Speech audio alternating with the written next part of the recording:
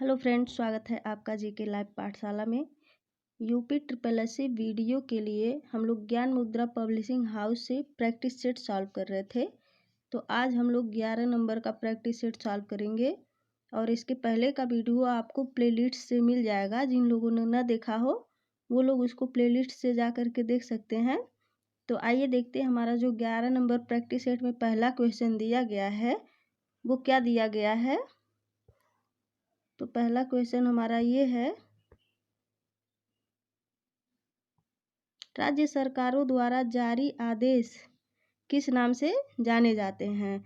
तो इसका सही ऑप्शन आपका बी हो जाएगा, राज्य शासनादेश के नाम से जाने जाते हैं। अगला क्वेश्चन है, इनमें से कौन सा कार्यालय आदेश का मूल गुण नहीं है। तो जो इसमें से मूल गुण नहीं है वो है आपका बाहर भीतरी बातें। इसका ऑप्शन नंबर सी सही हो जाएगा, बाहर भीतरी बातें। अगला है, अपने कार्यालय से अनुभव प्रमाण पत्र लेने के लिए किसे आप आवेदन पत्र लिखेंगे। तो जो आवेदन पत्र अनुभव प्रमाण पत्र पाने के लिए जो लिखा जाता है पत्र, वो लिखा जाता है आपका व्यवस्थापक महोदय को। ऑप्शन नंबर इसका सी सही हो जाएगा। अगला क्वेश्चन है, निम्नलिखित में से कौन सा मूल दीर्घ स्वर है। तो जो मूल दीर्घ स्वर है वो है आपका उ भी है और आ भी है और ई भी है। ऑप्शन नंबर डी दिया गया है उक्त सभी। तो सभी जो स्वर दिए गए हैं ये मूल दीर्घ स्वर हैं। अगला है, निम्नलिखित में से शुद्ध वर्तनी वाला शब्द कौन सा है। तो जो शुद्ध वर्तनी वाला शब्द आपका दिया गया है वो है आपका प्रदर्शनी। ऑप्शन नंबर बी सही हो जाएगा। इन नामों में से एक की वर्तनी अशुद्ध है। तो आपका नाम दिया गया है कौशल्या, मैथिली शरण गुप्त, मेघनाद और राहुल सांस्कृत्यायन। और इसमें से जो आपका नाम अशुद्ध है वो आपका है Rahul Sankrityayan. Option number D जो है ये अशुद्ध है। अगला है, निम्नलिखित में से कौन सा स्वर संधि का प्रकार नहीं है। तो जो संधि स्वर का प्रकार नहीं है वो है आपका विसर्ग संधि। ऑप्शन नंबर सी सही हो जाएगा। अगला है, दिगंबर का सही संधि विच्छेद है। तो दिगंबर का जो सही संधि विच्छेद है वो हो जाएगा आपका दिक प्लस अंबर। ऑप्शन नंबर डी सही हो जाएगा, क पे हलंत होता है। अगला है, आजन्म शब्द में समास है। तो आजन्म शब्द में जो समास है वो है आपका अव्ययी भाव, क्योंकि इसमें अव्यय लगा हुआ है। ऑप्शन नंबर सी सही हो जाएगा। अगला है, अधोलिखित शब्दों में से किस शब्द में तत्पुरुष समास है। तो जो तत्पुरुष समास है वो है आपका पराधीन। पराधीन में जो है आपका तत्पुरुष समास है। अगला क्वेश्चन है, अलंकार में किस उपसर्ग का प्रयोग है। तो अलंकार में जो आपका उपसर्ग दिया गया है वो अलम होता है, म पे हलंत होता है, अलम होता है। ऑप्शन नंबर डी सही हो जाएगा। प्रागैतिहासिक में किस उपसर्ग का प्रयोग हुआ है।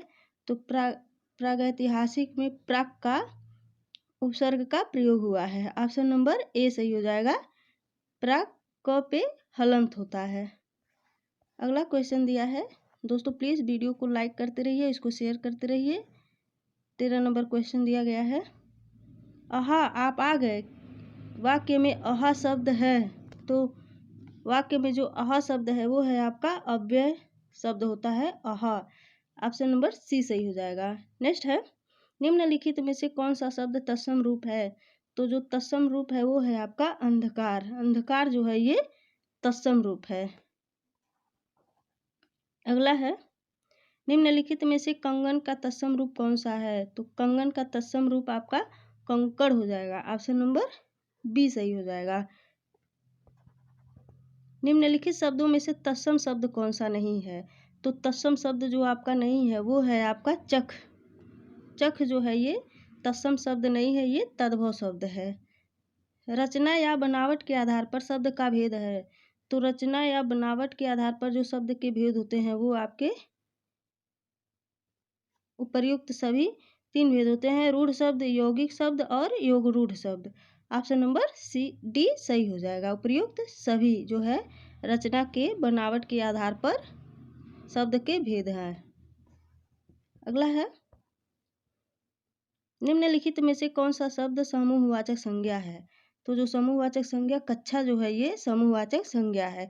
इनमें से कौन द्रव्यवाचक संज्ञा है? तो जो द्रव्यवाचक संज्ञा ये आपका लोहा जो है ये द्रव्यवाचक संज्ञा है। राकेश तो नाम से संज्ञा है बट इसमें द्रव्यवाचक संज्ञा नहीं है। अगला है, मैं अपने आप वस्त्र साफ कर लेता हूँ, इस वाक्य में कौन सा सर्वनाम है? तो इस वाक्य में जो आपका निजवाचक सर्वनाम है। ऑप्शन नंबर सी सही हो जाएगा, निजवाचक सर्वनाम। 25 रुपये दीजिए, विशेषण पहचाने। तो 25 रुपये दीजिए में जो विशेषण है वो है आपका निश्चित संख्यावाचक विशेषण। ऑप्शन नंबर सी सही हो जाएगा। क्रिया के जिस रूप में वर्तमान में क्रिया के होने का संदेश हो वह क्रिया का संदर्भ क्या कहलाता है? तो वह आपका कहलाता है संदिग्ध वर्तमान। ऑप्शन नंबर सी सही हो जाएगा। हमें प्रतिदिन सूर्य नमस्कार करना चाहिए, रेखांकित शब्द को पहचानिए। तो जो प्रतिदिन है, प्रतिदिन आपका जो कौन सा शब्द है? तो ये है आपका अव्यय शब्द है, प्रतिदिन। ऑप्शन नंबर बी सही हो जाएगा, प्रतिदिन जो है अव्यय शब्द है। अगला है, बारी बारी में अव्यय है। तो बारी बारी में जो आपका अव्यय है ये श्रेणीवाचक अव्यय है। इनमें से किस शब्द के पर्यायवाची गलत हैं? तो आपके जो पर्यायवाची गलत हैं वो है आपके सूर्य दिवस, याम, वासर। ऑप्शन नंबर डी जो है ये गलत है। अगला है, हाथी का पर्यायवाची बताओ। हाथी का पहला व्याल, दूसरा मकरंद, तीसरा मतंग, चौथा पंत गणपति। तो इसका जो सही ऑप्शन है वो आपका हाथी का मतंग जो है ये सही पर्यायवाची है। अगला है, निम्नलिखित में उद्दत शब्द का विलोम क्या होगा? तो जो उद्दत शब्द का विलोम होता है वो आपका होता है विनित। ऑप्शन नंबर डी सही हो जाएगा। उन्मूलन का विलोम होता है, उन्मूलन का विलोम आपका होता है रोपण। ऑप्शन नंबर डी सही हो जाएगा, उन्मूलन का विलोम रोपण होता है। नेक्स्ट है, नायक और नायिका एक दूसरे के तड़पते हैं, रिक्त स्थान के लिए उचित शब्द चुने। तो नायक और नायिका एक दूसरे के वियोग में तड़पते हैं।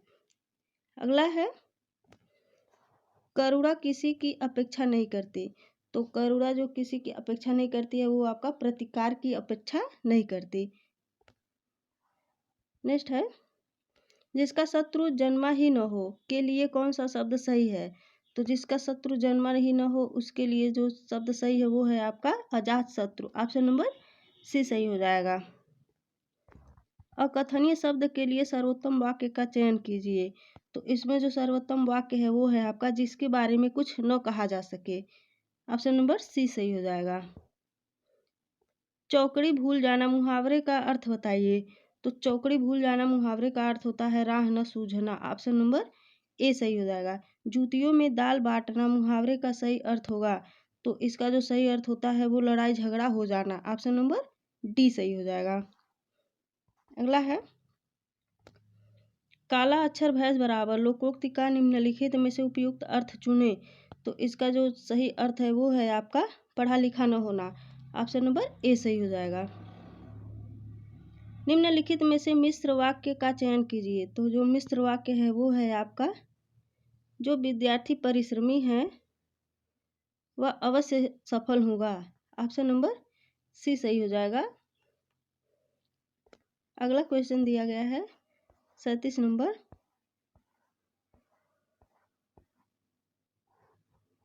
परिश्रम करके सफलता प्राप्त करो में वाक्य का प्रकार पहचानिए। तो इसमें जो प्रकार है वो है आपका संयुक्त वाक्य है।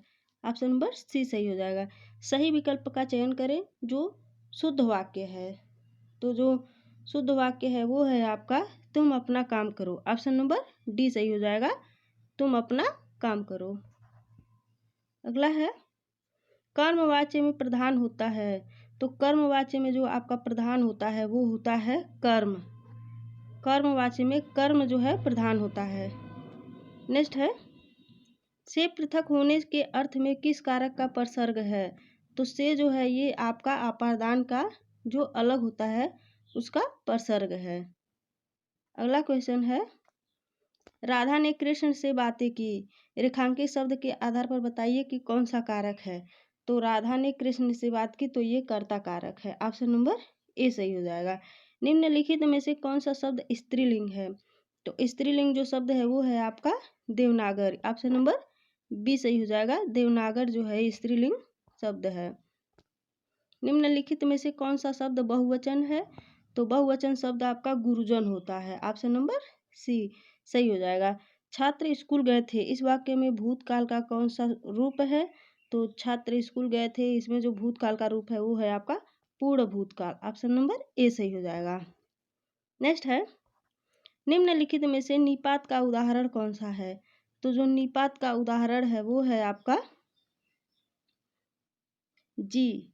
जी जो है ये निपात का उदाहरण है। नेक्स्ट है शुद्ध वाक्य का चयन कीजिए, तो शुद्ध वाक्य का जो सही है उस वो है आपका उसे शिमला जाना है। ऑप्शन नंबर डी सही हो जाएगा, उसे शिमला जाना है।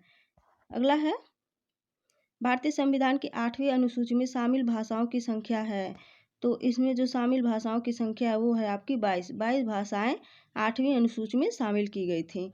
अगला है मैथिली बोली के लोकप्रिय कवि हैं, तो मैथिली बोली के जो लोकप्रिय कवि हैं वो विद्यापति हैं। ऑप्शन नंबर सी सही हो जाएगा। अगला है गूढ़ता शिक्षा के अधिकार का अभिन्न अंग है, वाक्य का उचित अंग्रेजी अनुवाद क्या होगा, तो इसका जो उचित अनुवाद होगा वो होगा आपका quality is an integral part of the right to education. Option number इसका ए सही हो जाएगा, जो दिया गया है गूढ़ता शिक्षा के अधिकार का अभिन्न अंग है। नेक्स्ट है और last question property of agriculture sector is of critical importance to India, तो वाक्य का उचित हिंदी अनुवाद क्या होगा, तो इसका जो उचित हिंदी अनुवाद होगा वो होगा आपका कृषि क्षेत्र की समृद्धता भारत के लिए क्रांतिक महत्व की है। ऑप्शन नंबर बी सही हो जाएगा। दोस्तों वीडियो अगर आपको अच्छी लगी हो तो प्लीज़ इसको लाइक करिए, शेयर करिए। धन्यवाद।